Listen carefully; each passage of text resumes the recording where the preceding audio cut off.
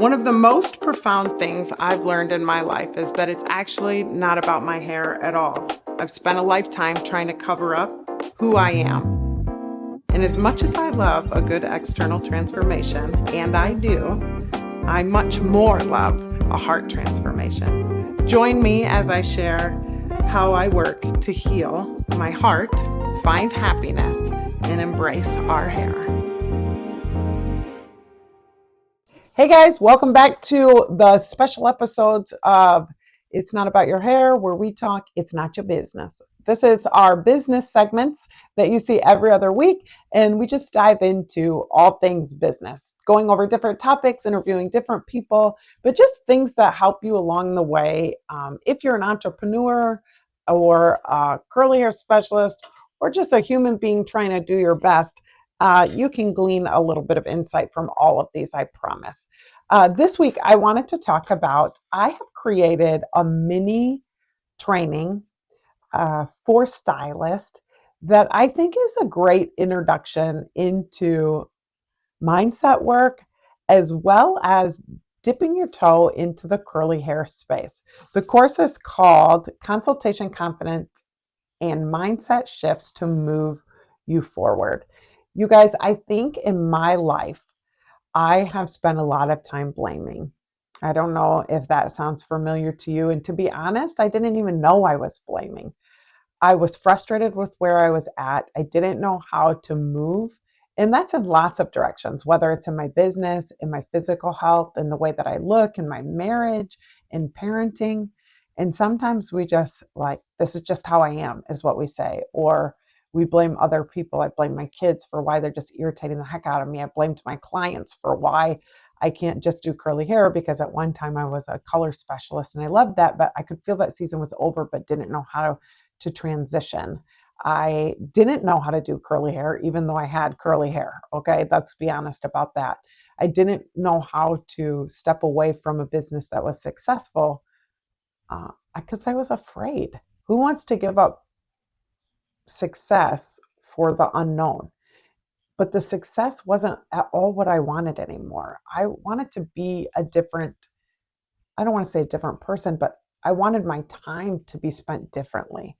And I was afraid to walk away from a really busy salon that had what the industry would say was successful. A lot stylists that worked for me, a manager, but I just was sad. I was missing my kids. I was missing the experiences I wanted to have with my husband. I was ornery and burnout and blaming everybody else. I remember the moment that shifted it for me, and I've shared this so many times, but in case you're new and you haven't heard it, I read the book. I should say did the book, 7 Habits of Highly Effective People.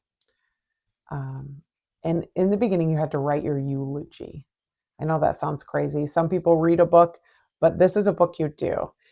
And in your eulogy, it said, would the people that you love the most know how much you loved them if you were to die today? And it set me on this course that I think I'm still on, maybe 10 years later, of no. And I didn't know how to change it because I thought everything I was doing was for them, for my family. But I was not spending time with them. I was missing a lot of their stuff. And then I would come home, burn out, and I would say, well, I'm doing this all for you guys. You can't have this if I don't do blah, blah, blah, fill in the blank, and word vomiting all over them and resenting them because they didn't see all that I was doing, but they didn't care. And I had to realize that I don't know how much time I have on this earth. I don't know how much time I have with them. And did I want it spent, working my tail off, doing these things that didn't allow me time with them for some future version of myself? And the answer for me was no. So stepping back in that and working on my mindset to say, what is success? What is the measure of these things that I want? So the Consultation, Confidence, and Mindset Shifts to Move You Forward. It's a free training for stylists. And it goes over my 2 number 1 consultation questions that help you to understand your curly clients better. But it also has a little mini workbook, because I love a workbook based on what I learned from doing that book, to help you kind of get into what you don't know that you're saying and who you're blaming and where you're stuck. Because the truth is, you guys, until we say, part of this is my fault, part of this is I'm not where I want to be because I'm not doing what I want to do, we can't get unstuck. So if you are interested in becoming unstuck, I think this is such a great place for you to start, and it's free. So I'll link it here in the show notes. You can also find it on bossthecurlboss.com. Bossthecurlboss.com is a wealth of information, from free trainings to my paid for courses to just all things uh, Voss the Curl Boss. And I think it's a great way to step your feet in this water of mindset and opportunities for growth.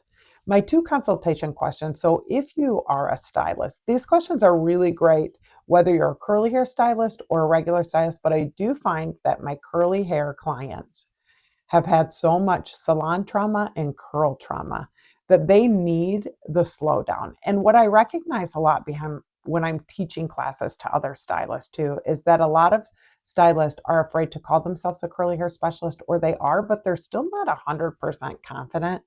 And their confidence is because they think that there's something outside of them they don't know. And maybe there is, there's skills that we can always learn. But a lot of times I think what's missing in our lives, our relationships, and our jobs is our listening. If you listen, you can fix most of the problems around you. And I guess fix isn't necessarily the word, even heal might be the word. So the two consultation questions that I go over in here are my guide, and I go deep into them. But what do you like best about your hair, and what do you like least? And then I talk about how those guide me into understanding what my client actually wants. And a lot of times on a first appointment, there we're building trust. It's just like dating. If you went right into a first date and did all the things and asked someone to get married to you, they would leave and tell everyone you were a nut job, unless they were too nutty and they just were like, yeah, let's get married. And maybe that works for like 1% of the planet. But what I've discovered is that it takes a little bit more time. It's a slow down. And I think traditionally in the salon, we're 3-minute consultations and we start their hair because we're on this super fast time limit. And with curly clients, I need to slow down and listen, because a lot of times you're afraid when that client comes in that you don't know what to give them and you're overthinking what you should do, where I have a lot of knowledge as a stylist, but in a first appointment, sometimes it's about listening and helping them see, is it their hands? Is it their hair? What's causing their frustration? Is there a product I can recommend that's going to help with that? Is it that they've been thinning their hair too much? Is there something else that needs to happen that's going to help them that doesn't require? Maybe they don't want to cut much hair off and you know that they need to, but maybe that's not going to happen till the third or fourth date. Maybe we just need to build confidence with each other and with a routine. Like, often there's so much that we overthink that's about us, where it's really about them. And I would say that this same concept goes into your marriages, into your families, and into your friendships. The closer you are to somebody, this is what I've learned, the less I need to share my advice with them, because they know you. They watch your interactions on the daily, they see how you treat them. And I used to get this backwards, and I still do from time to time if you ask my kids. What I find is the people that don't know you that well want your advice more. The people that are paying for it, the people that are following you on social media, maybe you guys who are here for my podcast, thank you so much. You are looking for answers. And maybe you're thinking I can help you, and I would love to. But my husband doesn't really want my answers unless he asks me. He wants my support, he wants my ear, he wants my love. He doesn't want me to be his mother. My children, they want me to be their mother, but I'm telling you right now, the way we get to know our kids is by listening to our kids. And I talked at my kids so much for a long time, not knowing this. And there's a season, 10 and younger, where we are really training them up. But a lot of times then we have to let them, Mel Robbins, let them become who they're going to be. And we're just the guide at that point. We start transitioning from the leader to leading by example and listening so that they tell us what's going on in their lives, listening so that we can see where we can help. Maybe we can offer a suggestion, but we don't start by telling them everything. Listen, I am a pretty successful curly hair specialist. You want to know what? My kids don't think so. Oh, sometimes they do. They ask me advice a lot more now. But when I used to push it, they just wanted to go to Walmart and buy other hair products. And it's not about the hair. I think it's more about the over giving advice. People want to find their own way. And so if you're here with me, then I'm happy that you're allowing me to be part of your life and be a tour guide for you. Someone that's going to help you along this part of your journey. When we went to Sedona last year, Arizona, we took a Jeep tour because I wanted someone who was a specialist to take me through the rocky terrain and kind of get me there faster. We could have done it on our own in the rental car. It would have been a freaking nightmare. So maybe I'm always searching for a specialist in the areas I'm looking to grow. This year, I'm going to Italy with a team of people that are going to help me to be a better educator, to understand how to be better.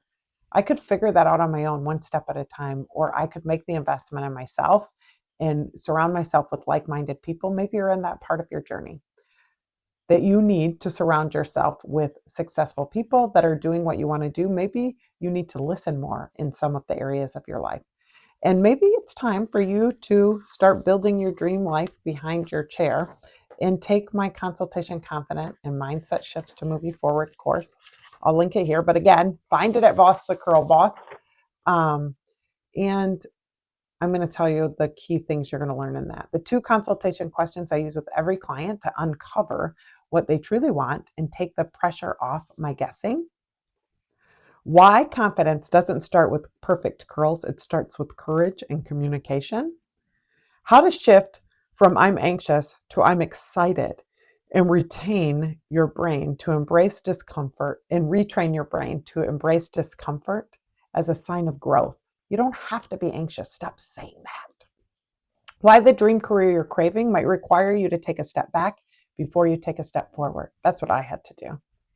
And how to release comparison, redefine success, and start building a career that actually fits for you. I sure hope you'll try this training out and that you will join me on this journey of confidence in building your career. Glad you were here. Have a great day. You're doing your best, and I'm happy to be along with you.